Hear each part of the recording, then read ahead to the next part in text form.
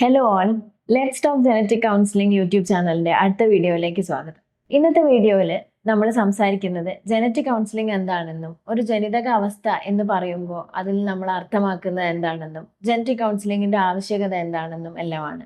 അപ്പോൾ മുമ്പത്തെ ഒരു വീഡിയോയിൽ, അതായത് ഈ ചാനലിലുള്ള ഒരു മലയാളം ഇൻട്രൊഡക്ഷൻ വീഡിയോയിൽ ജനറ്റിക് കൗൺസിലിംഗിനെ കുറിച്ച് വളരെ ചുരുക്കത്തിൽ പറയുണ്ടായി. എന്ന് വെച്ചാൽ ഒരു ജനിതക അവസ്ഥ നിങ്ങളെയോ നിങ്ങളുടെ കുടുംബത്തിലെ മറ്റാരെങ്കിലെയോ ബാധിച്ചിട്ടുണ്ടെങ്കിൽ അല്ലെങ്കിൽ ബാധിക്കാനുള്ള സാധ്യത ഉണ്ട് എന്ന് അറിഞ്ഞാൽ ഒരുപാട് സംശയങ്ങളിലൂടെയും ചോദ്യങ്ങളിലൂടെയും നിങ്ങൾ കടന്നു പോകുന്നുണ്ടാവും. അത്തരം ചോദ്യങ്ങൾക്കും സംശയങ്ങൾക്കും ഉള്ള നേരായ രീതിയിലുള്ള മറുപടി തരിക എന്നുള്ളതാണ് ജനറ്റിക് കൗൺസിലിംഗിലൂടെ നമ്മൾ ഉദ്ദേശിക്കുന്നത്. അപ്പൊ നമ്മൾ ഒരു ജനിതക അവസ്ഥ നിങ്ങളെ ബാധിക്കാൻ സാധ്യത ഉണ്ടോ, ജനിതക അവസ്ഥയുടെ ഭാഗമാണോ എന്നൊക്കെ പറയുമ്പോഴും ജനിതക അവസ്ഥ എന്ന് പറയുമ്പോൾ അതിന്റെ അർത്ഥം എന്താണ് എന്നുള്ള സംശയം പലവർക്കും ഉണ്ട്. എല്ലാവരുടെയും ഒരു ധാരണ ജനിതകം എന്ന് പറയുമ്പോൾ എപ്പോഴും അത് പാരമ്പര്യമായി ലഭിക്കുന്നത് ആണ് എന്നാണ്. പക്ഷെ എപ്പോഴും അങ്ങനെ ആയിരിക്കില്ല. ഇനി പാരമ്പര്യമാണെങ്കിൽ കൂടി അതിനൊരു തുടക്കം ഉണ്ടാവുമല്ലോ. അപ്പോൾ ജനിതക അവസ്ഥ എന്ന് പറയുമ്പോൾ നമ്മളുടെ ജനിതക ഘടനയായ DNA വരുന്ന ചില മാറ്റങ്ങൾ, അത്തരം മാറ്റങ്ങൾ മൂലം നമ്മളുടെ ശരീരത്തിന്റെ അല്ലെങ്കിൽ നമ്മളെ ആരോഗ്യത്തിന് അത് ഒരു രീതിയിലോ മറ്റൊരു രീതിയിലോ ബാധിക്കുന്നുണ്ടെങ്കിൽ അപ്പോഴാണ് നമ്മൾ അതിനെ ജനിതകം എന്ന് പറയുന്നത്. ചില സമയത്ത് അത് നമുക്ക് പാരമ്പര്യമായിട്ടുണ്ടാവാം. അച്ഛനും അമ്മയും തീർത്തും അസിംറ്റമാറ്റിക് ആയിരിക്കാം, എന്ന് വെച്ചാൽ ലക്ഷണങ്ങൾ ഇല്ലാത്തവരായിരിക്കാം. അത് കുഞ്ഞിലേക്ക് വരുമ്പോൾ അതൊരു അസുഖമായി മാറാം. ചില സമയത്ത് കുഞ്ഞുങ്ങളിൽ മാത്രം ഉണ്ടാവുന്നതായിരിക്കാം. ഇതാണ് ശരിക്കും പറഞ്ഞാൽ ഒരു ജനിതക അവസ്ഥ. നമ്മളുടെ DNA വരുന്ന വ്യതിയാനങ്ങൾ മൂലം ഒരാളുടെ ഒരു മനുഷ്യ ശരീരത്തിനെ അത് ബുദ്ധിമുട്ടിക്കുന്നുണ്ടെങ്കിൽ അപ്പോഴാണ് അതിനെ ഒരു ജനിതക അവസ്ഥ എന്നുള്ളത് നമ്മൾ പറയുന്നത്. ഇങ്ങനെയാണെങ്കിൽ ഒരു ജനറ്റിക് കൗൺസിലിംഗിന്റെ ആവശ്യകത എന്താണ്? അപ്പോൾ ഒരു ജനിതക അവസ്ഥയിലൂടെ കടന്നു പോകുന്ന ഒരു കുടുംബത്തിന് പല ചോദ്യങ്ങളും സംശയങ്ങളും ഉണ്ടാവുമെന്ന് പറഞ്ഞല്ലോ.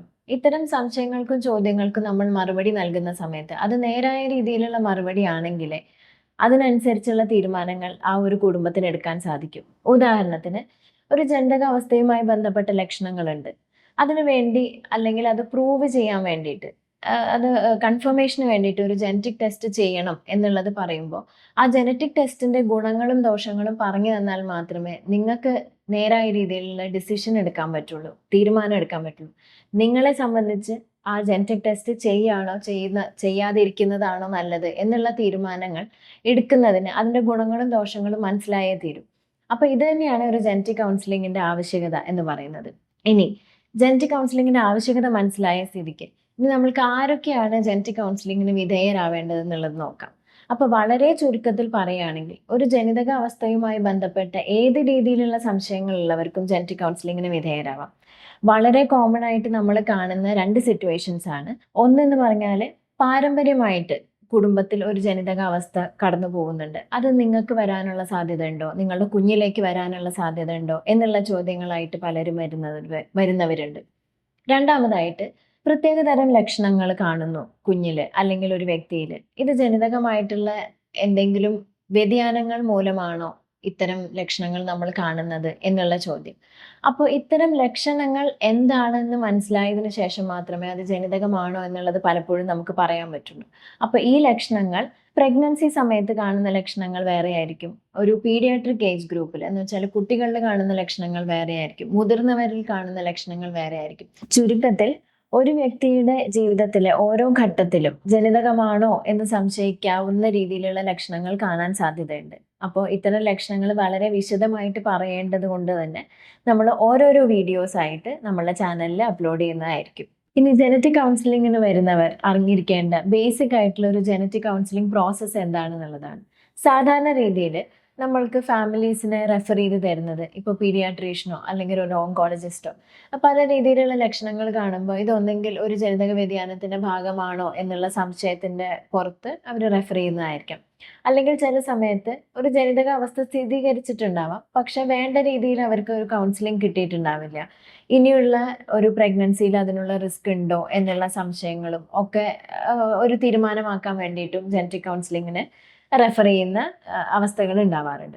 അതല്ലെങ്കിൽ വളരെ അപൂർവമായിട്ട് നമ്മൾ കാണുന്നത് ഒരു കുഞ്ഞില് ഇപ്പൊ അച്ഛനമ്മമാർക്ക് തോന്നുകയാണ് കുഞ്ഞ് ചെയ്യേണ്ട രീതിയിലുള്ള കാര്യങ്ങൾ ഒരു വയസ്സിൽ ചെയ്യുന്നില്ല, 2 വയസ്സിൽ അത്തരം കാര്യങ്ങൾ ചെയ്യുന്നില്ല, അല്ലെങ്കിൽ ഒരു 5 വയസ്സായ കുട്ടി സാധാരണ 5 വയസ്സായ കുട്ടി കാണിക്കുന്ന രീതിയിലും വ്യത്യസ്തമായിട്ടുള്ള മാനറിസംസ് കാണിക്കുന്നു എന്നുള്ള രീതിയിലൊക്കെ കാണുമ്പോൾ അവർ തന്നെ ജനറ്റിക് കൗൺസിലിങ്ങിന് ആവാറുണ്ട്. ഇത്തരം 2 കേസുകളിലാണെങ്കിലും നമ്മൾ സാധാരണയായി ചെയ്യുന്നത് കംപ്ലീറ്റ് ഒരു ഫാമിലി ഹിസ്റ്ററിയും മെഡിക്കൽ ഹിസ്റ്ററിയും എല്ലാം എടുത്തതിന് ശേഷം മാത്രമാണ് നമ്മൾ ഫർദർ എന്താണ് ഇനി അങ്ങോട്ട് എന്ത് ചെയ്യണം എന്നുള്ള തീരുമാനത്തിലേക്ക് എത്തുന്നത്. അപ്പോൾ സാധാരണയായി നമ്മൾ ഒരു കുഞ്ഞിൻ്റെ ഹിസ്റ്ററിയാണ് എടുക്കുന്നതെങ്കിൽ പ്രഗ്നൻസി സമയത്ത് അമ്മയ്ക്ക് ഉണ്ടായിരുന്ന ബുദ്ധിമുട്ടുകൾ എന്തൊക്കെയാണ്, ജനിച്ച സമയത്ത് എന്തെങ്കിലും ഉണ്ടായിരുന്നോ, അത് കഴിഞ്ഞ് കുട്ടി നടക്കാനും ഇരിക്കാനും ഒക്കെ എപ്പോഴാണ് തുടങ്ങിയത് തുടങ്ങി എല്ലാ രീതിയിലുള്ള ഇൻവെസ്റ്റിഗേഷൻസും എല്ലാം എടുത്തതിന് ശേഷം കുഞ്ഞിൽ കാണുന്ന ലക്ഷണങ്ങളുമായി ഇതിനെ യോജിപ്പിച്ച് നോക്കും.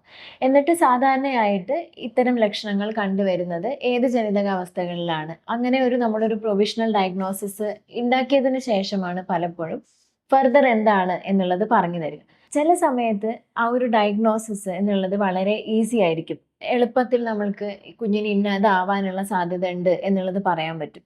പക്ഷെ ചില സമയത്ത് വളരെ കോംപ്ലിക്കേറ്റഡ് ആയിട്ടുള്ളതാവുമ്പോൾ തീർച്ചയായും ഒരു ജനറ്റിക് ടെസ്റ്റ് ചെയ്ത് മാത്രമേ അത് പ്രൂവ് ചെയ്യാൻ പറ്റുള്ളൂ എന്നുള്ള അവസ്ഥകൾ വരുമ്പോഴാണ് പലപ്പോഴും നമ്മൾ നിർദ്ദേശിക്കുന്നത് അത് ജനറ്റിക് ടെസ്റ്റ് ചെയ്യണം. ചെയ്ത് കഴിഞ്ഞാൽ നമ്മൾക്കൊരു ക്ലാരിറ്റി കിട്ടും എന്നുള്ളത്. അപ്പോൾ ജനറ്റിക് ടെസ്റ്റ് ചെയ്യുന്നതിലൂടെ ഉള്ള ബെനിഫിറ്റ്സ് എന്ന് വെച്ചാൽ ഗുണങ്ങൾ പലതുണ്ട്. അപ്പോൾ അത് ഓരോന്നോരോന്നായി നമ്മൾ പറഞ്ഞ പോലെ ഓരോ വീഡിയോസിൽ നമുക്ക് പറയാനുള്ള അത്രയും വിശദമായിട്ട് പറയേണ്ടതാണ്. പക്ഷെ വളരെ ബേസിക് ആയിട്ട് ചോദിച്ചു കഴിഞ്ഞാൽ എപ്പോഴും എന്താണെന്ന് അറിഞ്ഞിട്ട് നമ്മൾ മുൻപോട്ട് പോകുമ്പോഴാണ് അതിന് കൂടുതൽ അർത്ഥമുണ്ടാവുന്നത്. ഇപ്പോൾ ആ കുഞ്ഞിന് തന്നെ വേറെ തരത്തിലുള്ള എന്തെങ്കിലും ലക്ഷണങ്ങൾ വന്ന് ഹോസ്പിറ്റൽ അഡ്മിഷൻ വേണ്ടി വന്നു. അപ്പോൾ അവിടെ ആ കുഞ്ഞിനെ ട്രീറ്റ് ചെയ്യുന്ന ആ ഒരു ക്ലിനിഷ്യന് പോലും ഇത് ഇന്നതാണ് എന്ന് മനസ്സിലാക്കിയിട്ട് ആ ലക്ഷണങ്ങൾക്ക് ട്രീറ്റ് ചെയ്യുമ്പോൾ കുറച്ചും കൂടി അതിന് അർത്ഥമുണ്ടാവും എന്നുള്ളതാണ്.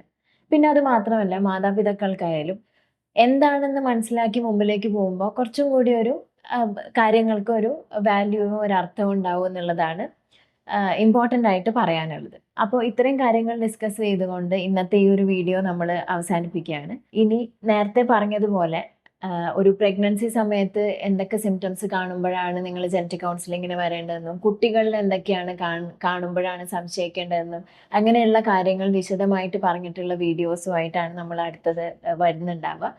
അതുവരേക്കും let's talk genetic counselling because our genes matters.